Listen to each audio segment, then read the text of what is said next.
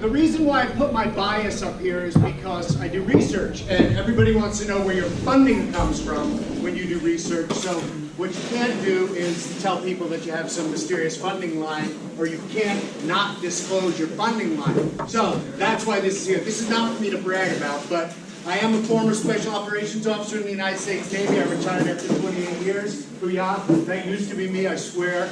No more, but I do receive income from that, so that you know where my funding stream comes from. I sit on the Special Committee for building undersea vehicles and systems that go into water. That's for the American Bureau of Shipping. I do not receive funding for that. I don't have any income from that, if you will. So I am a one atmosphere suit pilot, and that's how I got on board the ABS committee, because they wanted to make rules for that type of a suit. So that's the 2,000-foot one atmosphere suit. I am on the board of directors for the International Board of Undersea Medicine, this particular company, and UOC, which is the Undersea Oxygen Clinic. I put a couple of pamphlets up here if you guys want to take them. What they have is they have your number to the Benz line for us. We are Western Florida's newest and really only 24/7, 365 diver treatment facility, and we're located in Tampa. So I have 3 chambers, and yes, a shameless plug, sorry, but we have 3 chambers, and we treat divers all the time. So if you're so inclined, I also have a chamber that I can tow behind my truck. It's a 54-inch deck decompression chamber, and what I can do is, if you're doing, for instance, you're going to do Wakulla, and you're doing some crazy dive at Wakulla, right? And you're like, hey, look, I think it'd be beneficial to have a chamber here. We can work something out. I want to support research. I want to support people that are doing crazy dives and help keep your stuff safer. So if I can tow that big recompression chamber out there, 13 foot long, and I can fit probably 4 or 5 people in there really easily. But for treatment purposes, it's one person laying down and then a tender. So FYI. And I do receive income from that, and I do research through the International Board of Undersea Medicine, and sometimes I get income from that, sometimes. I'm on the Board of Advisors. It's supposed to say Board of Advisors, sorry, not Board of Directors. Board of Advisors for IANTD. I'm the chairman of the Board of Advisors, and you notice how there's no income coming from that whatsoever. No offense, but just, you know, you got to have a, training agencies don't make a lot of money. I'm on the 100-day Poseidon project. This is a 100-day project to live underneath the sea. We're looking to reconstitute the ocean. So what we're doing is we're building a saturation dive chamber. We're going to store it at 35 feet in a place called Garden World Sink, and then we're going to do exploration out in the 250, 300-foot range if we get there. We'll see. But the key thing is we're going to live underwater. I do not see any income from that whatsoever. A PhD candidate in biomedical engineering at the University of South Florida. I am not done yet, so everybody keeps calling me a PhD. I'm not a PhD, although I passed my qualifiers and I'm all but done. ABD.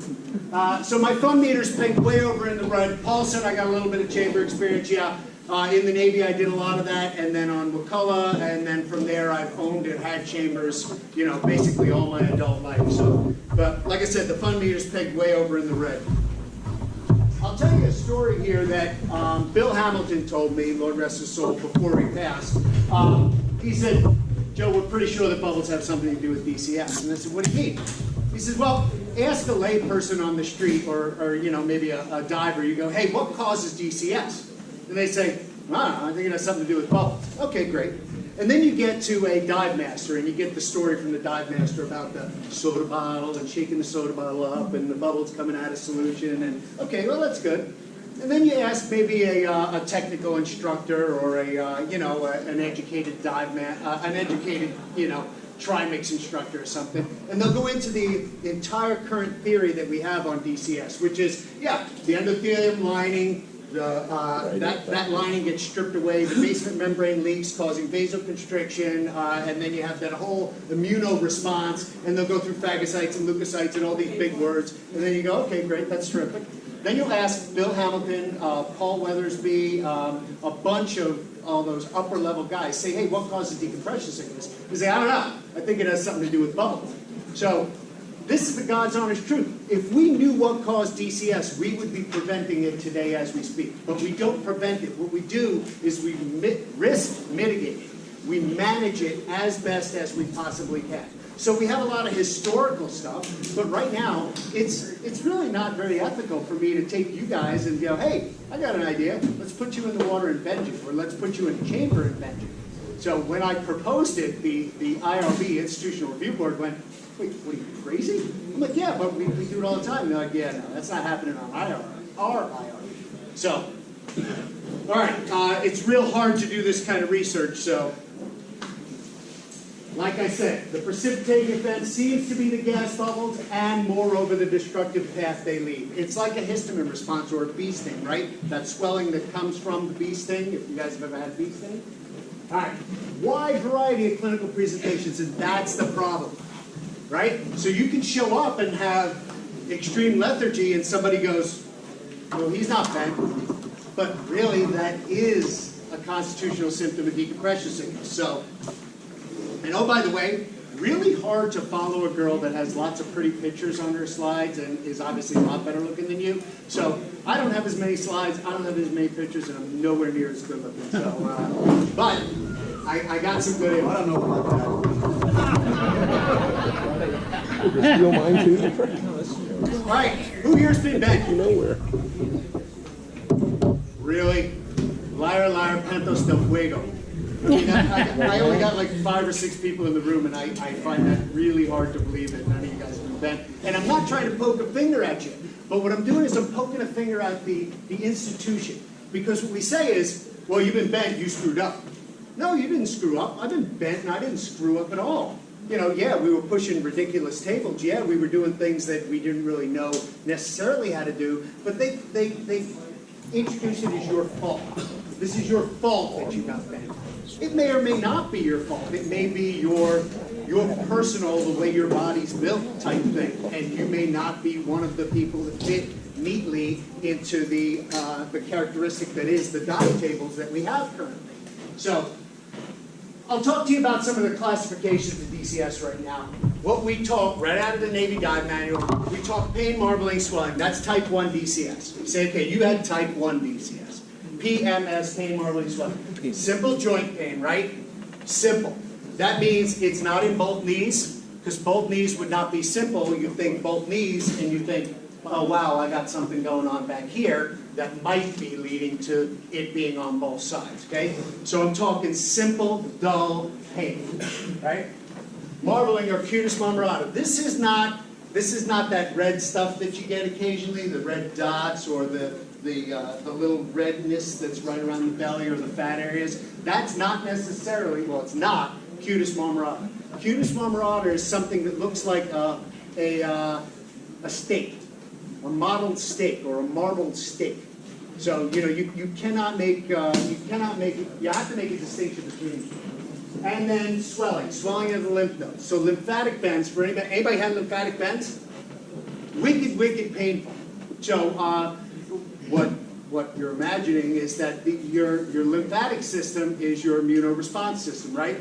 So what's happening is it's going into overdrive and trying to figure out what's going on, so it's producing all of these white blood cells. So your lymph nodes swell up.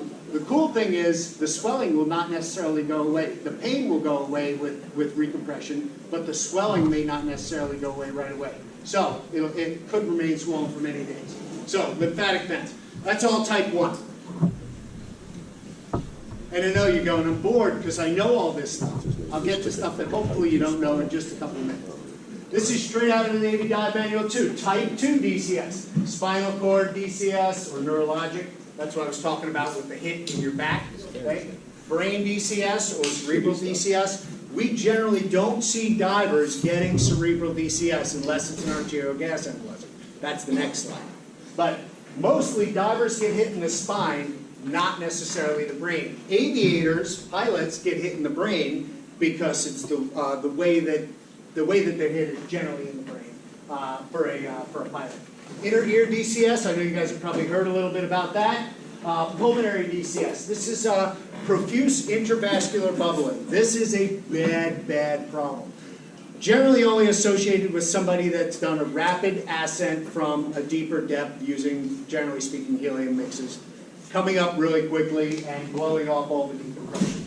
So what you're doing is you're basically air binding the entire lung process from the inside where all the blood's supposed to be. Bad things are happening. Cardiac DCS, I think there was one recorded case of cardiac DCS, at least in the Navy Dive Manual, but I put it on there because it's in the Navy Dive Manual, so by God, that's the gold standard. So, all right, then there's pulmonary overinflation syndromes, or EAA. Anybody know what EAA is? Where are the doctors in the room? Interesting. Extra-alveolar air. So I put that up there because sometimes they get funky and call it different names. But basically, it's just a hole in the lung in some way, shape, or form. You generally don't put people with holes in their lungs back in a recompression chamber. Why? Well, because you don't want people with holes in their lungs in a diving mode, right? Kind of makes sense. So, but in these cases, you don't have to. In this case, you absolutely should, because the benefit outweighs the possibility of you having a problem with your lungs later on. So, a subcutaneous emphysema, right? Subcutaneous emphysema is that little popping in the throat, crepitus in the neck. Basically, you may have a accompanied voice chip because the bubbles come up and they'll sit and they can push off the trachea and make a slight voice change, or they just have this this little bubbly feel. Like you ever pop those little air bubbles that you ship stuff with? Those things, it kind of feels like that. Rice Krispies. So if you have this, I don't know, people have said, oh yeah, all you do is pop that. Do not pop this with a pin, please. Please don't.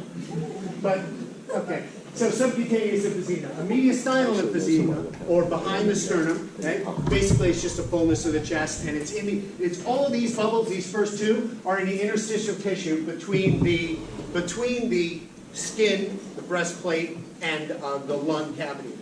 So all of this is just trapped air, and you'll feel fullness in the chest. You might feel uncomfortable. You, generally speaking, can't see a mediastinal emphysema unless, of course, you do an X-ray, but that's not really.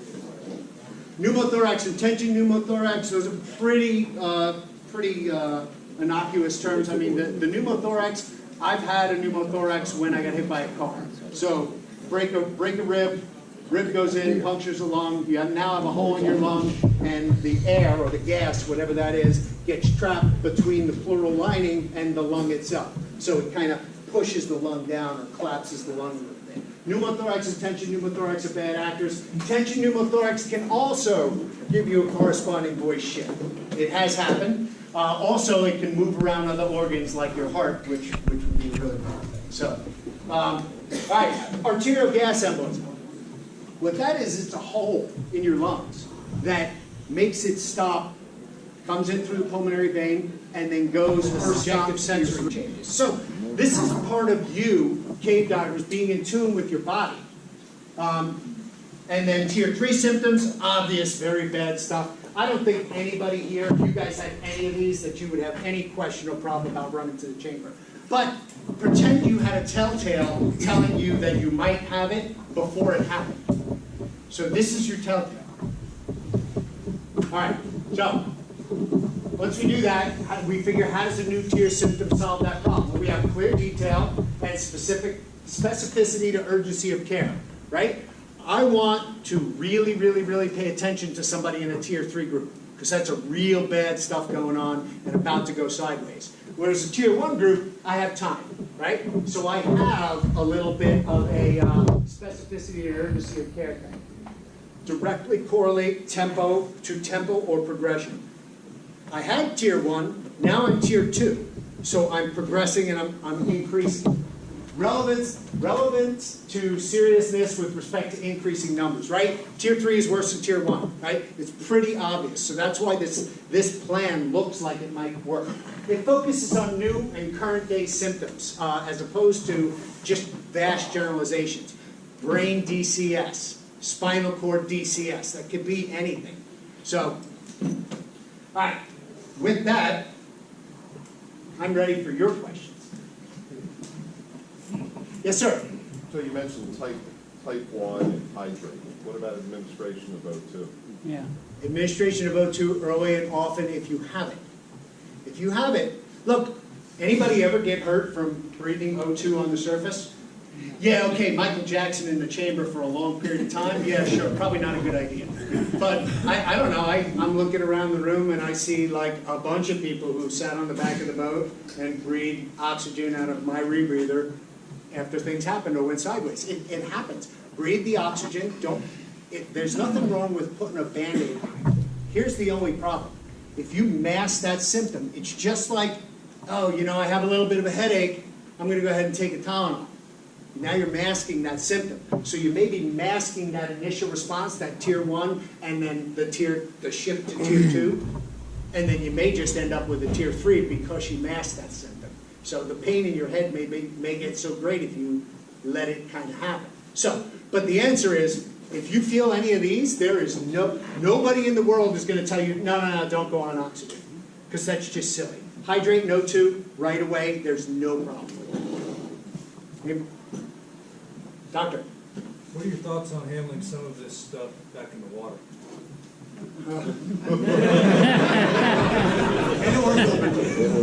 And the can of worms open. So, back in 2014, we came to the Starling conclusion, this particular group of idiots got together.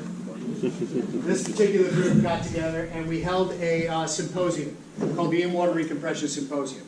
And it has finally now, that was 2014, it has finally now come to UHMS where they've almost come to the conclusion that they're going to accept it. Now, here's the problem, because doctors, are there any MDs in the audience? Okay. Derek? Is Derek here? No? All right, I'm looking to get shot at from him before I say this. So, because you got to know your audience. Boy, God, know your audience. So, yeah, I know, but he looks really docile. He doesn't look like he's going to shoot. Derek Covington, though, that dude was shooting.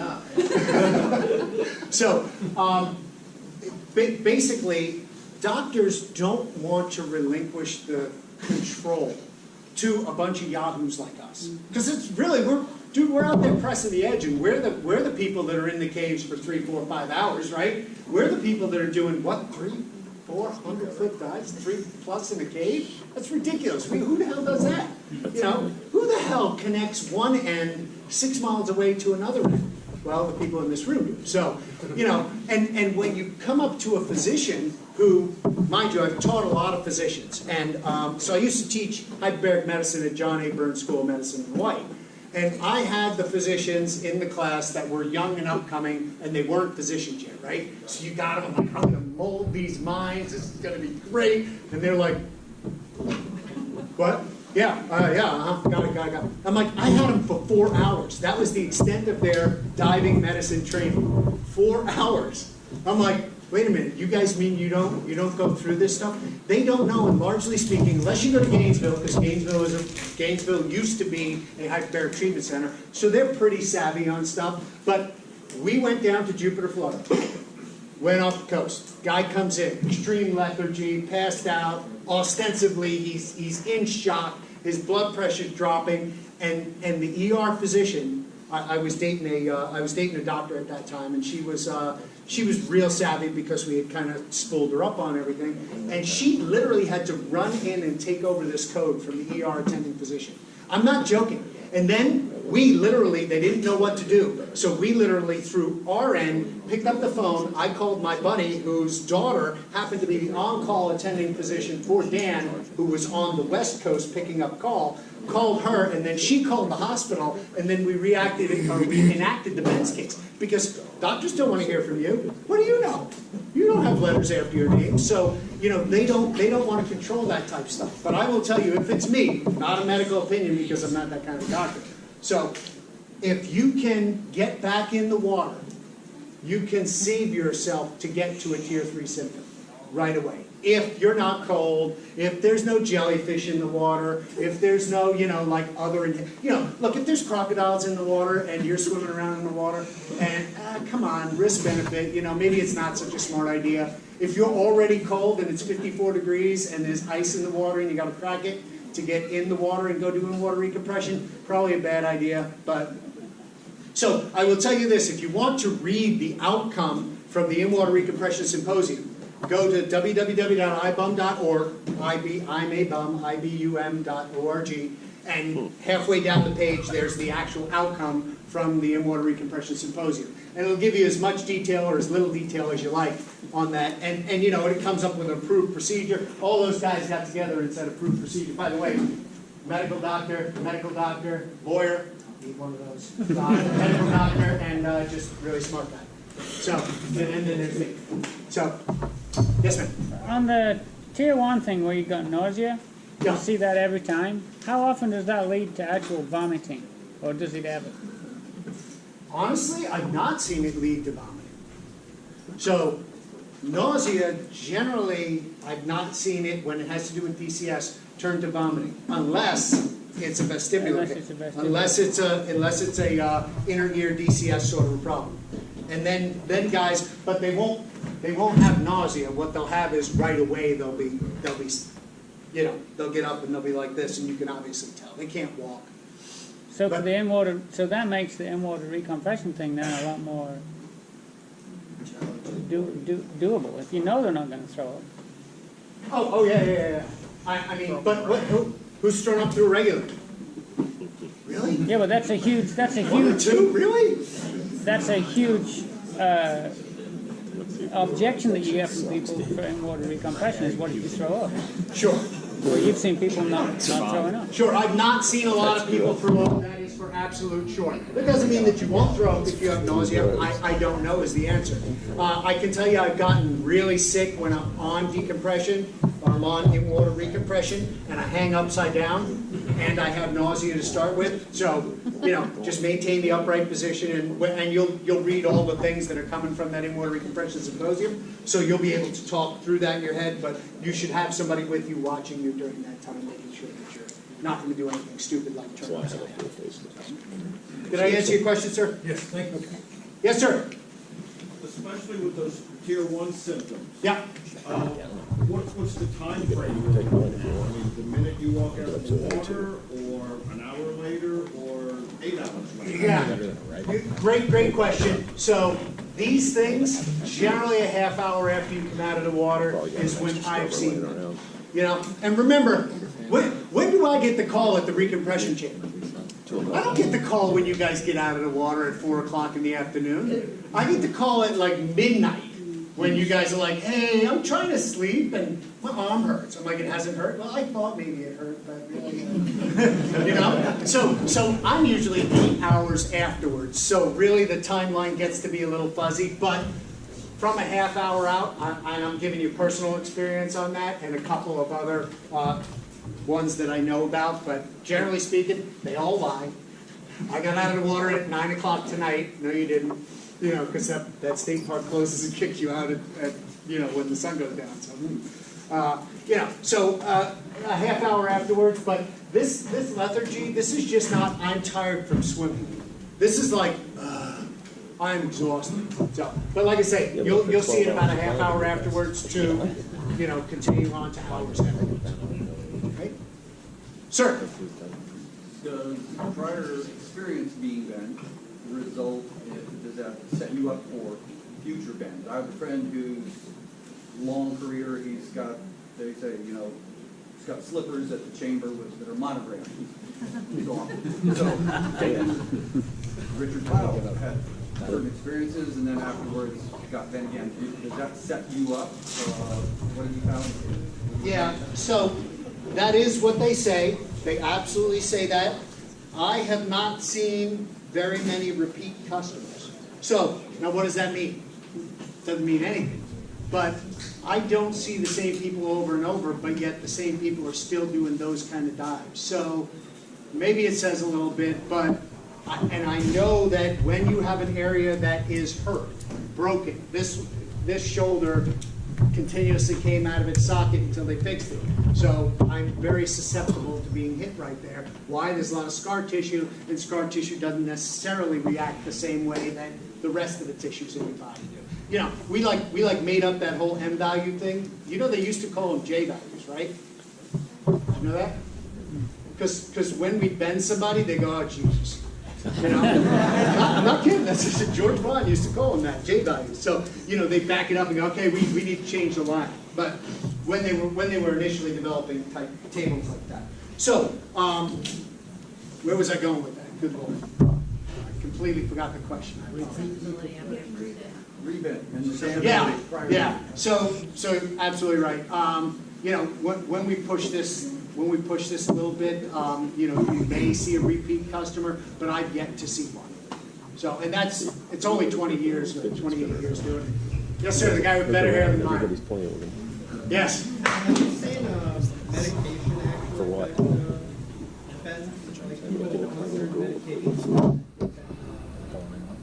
There's one in every crowd, and the answer is yes, but please don't go and take this medicine and go try and break the rules of the table. But I will tell you that a statin drug called Lipitor, right? Okay. So a statin drug called Lipitor puts a sheath over the inside of the endothelium lining. Remember that whole speech about the endothelium lining? Puts a sheath on the inside of the endothelium lining, preventing bubble formation on the inside of the endothelium lining, which is one of the current most theories, is that all the bubbles just sit there on the endothelium lining, and then one of these bubbles that's out of solution inside the center of this thing hits all those bubbles and then causes that ricochet effect. Now you have all these bubbles contributing to even more bubbles in your system and a cascading effect. But what they say is that Lipitor, so the method of action or mechanism of action is nitric oxide synthate. So the nitric oxide synthate will basically coat the inside of the endothelium lining and make it so that bubbles won't sit there. You can get nitric oxide synthate from other means. Joe did not tell you to go order 80 milligrams of Lipitor and then go